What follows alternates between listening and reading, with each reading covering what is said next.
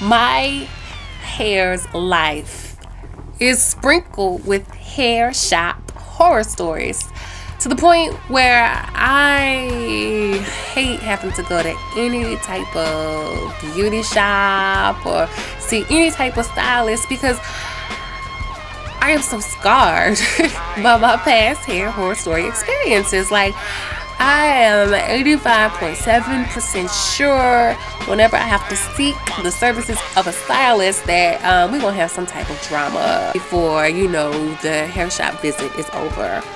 So anyway, most of the time I leave the shop feeling like I could have did this myself for a whole lot less money and it could have looked a whole lot better. And I'm pretty sure that that has been like the experience of many other women as well.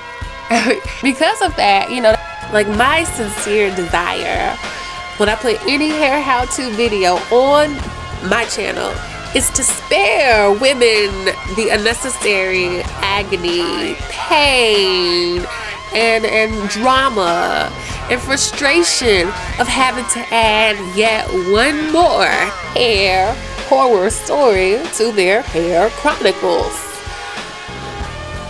Anywho, my most recent hair horror story happened last week. And you know, okay, I live in Mississippi, and as much as I hate with a passion going to any hair care place, I went because my best friend used to live in Miami, and she had her sister lock extensions installed, and her hair turned out so beautiful. It is incredibly beautiful, to the point where I was like, oh my gosh, I want my hair like that too. And so you know, after I saw the finished product of her hair, I was like, well, you know, I don't care how much it costs. Like, you know, okay, I was like, I did care how much it costs, but I was like, I'm willing to spend that much money to have, you know, that finished product in my hair. I mean, it was beautiful. And so I, for the last 5 months, because I booked my appointment 5 months ago, I saved every penny, nickel, dime, dollar, and quarter I could get my hands on, so that, you know, I could financially afford this trip. So I get to Miami, and anybody who knows anything about sister locks knows that to have them installed is not cheap. When I'm paying, like, you know, when I pay over $30 to have my hair done, I expect a clean environment. I was paying well over $30. I was expecting an immaculate environment. And so, you know, I walked through the door of the shop, and I'm not trying to put nobody on blast. I'm not trying to talk badly about the shop, because it's booked 2 months in advance in a given day. Like, you just can't call her and say I want to come in. You got to book 2 months in advance. So that gives voice to the fact that she is skilled in what she does. But when I went to the shop, for the amount of money that I paid, I was expecting like a clean environment. That wasn't the case. I was like, I'm paying this amount of money, and I just wasn't expecting what I walked into. The only reason I didn't turn around and go home was because I had booked a plane ticket, booked a hotel room for 2 days, rented a car, I already bought the hair that was going to be for my extension. I had invested so much, you know, for this moment. And so, you know, that was the only reason, because I was so far away from home, and because I had spent so much. That was the only reason I didn't turn around and go home. Plus, I figured that if my OCD friend, my best friend is like OCD about cleanliness. Like, she's coming to visit me tomorrow. And after I finish this video, I had to go and like re-clean my house just to make sure it's up to her standards. And if my friend who is OCD about cleanliness could endure this, and I have very many complaints, I can too. But it was not clean, to the point that, you know, I have severe sinuses. I had a sinus infection when I left. Like, I watched the snot in my nose, like my mucus because I was having to blow my nose. I was just sick, but I was there. I watched my mucus go from clear to green in one day, okay? I know that's gross, maybe too graphic, but that's how dirty it was. I'm not saying that she is not a nice person. You can be nice and not professional. And that was my experience. I know she has many clients, and that might not be their experience. It might be that they felt that they got a combination of the two. But this time around, you know, she was a pleasant person. She was nice, but she wasn't professional. Unprofessionalism at its best. That's the only way I can describe my experience.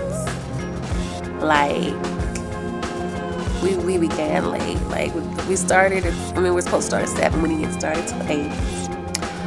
And her mind seemed so preoccupied. Like, she was going so slow. It just seemed like her mind was so preoccupied. And then, like, around 10 o'clock, she had, like, this conversation with somebody. And the conversation, like, escalated from, like, a conversation to a disagreement to an argument, and then just plain out screaming and shouting in my ear. I had to listen to that for like 10 minutes, screaming and shouting in my ear. And I'm just like, oh, I have paid too much money for this. But I didn't say nothing because, you know, like, I mean, my best friend didn't let me know whenever she was telling me about how great everything was. And this wasn't really a professional establishment.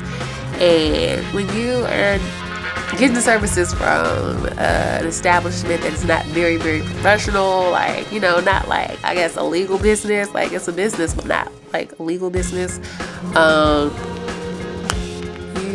You pretty much, you know, your expectations of customer service pretty much will not be met. That's my experience.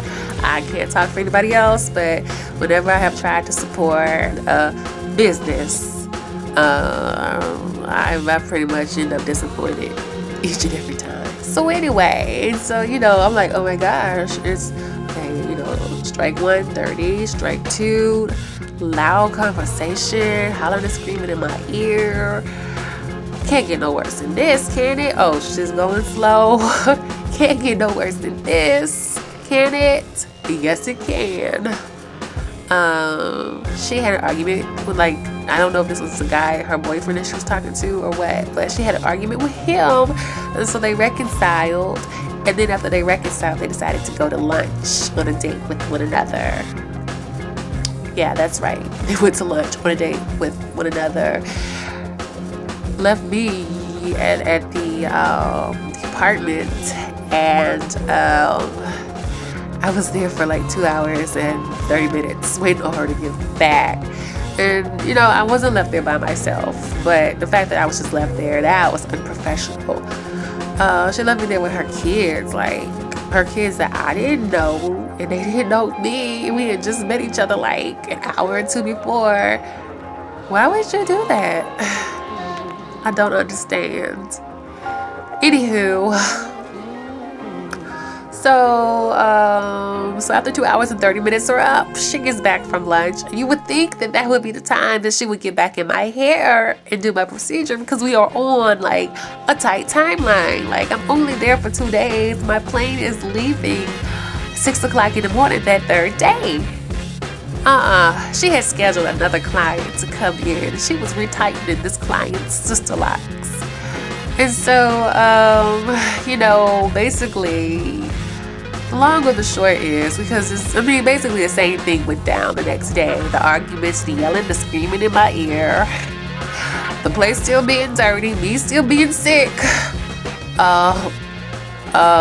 know, her taking another client. My sister lock style did not get completed. I left Miami, Florida. I flew to Miami, Florida, spent all that money, and I left Natural Hair Care Studio in Miami, Florida to get back on the plane and come back to Mississippi with an incomplete hairstyle. and I had to finish it myself.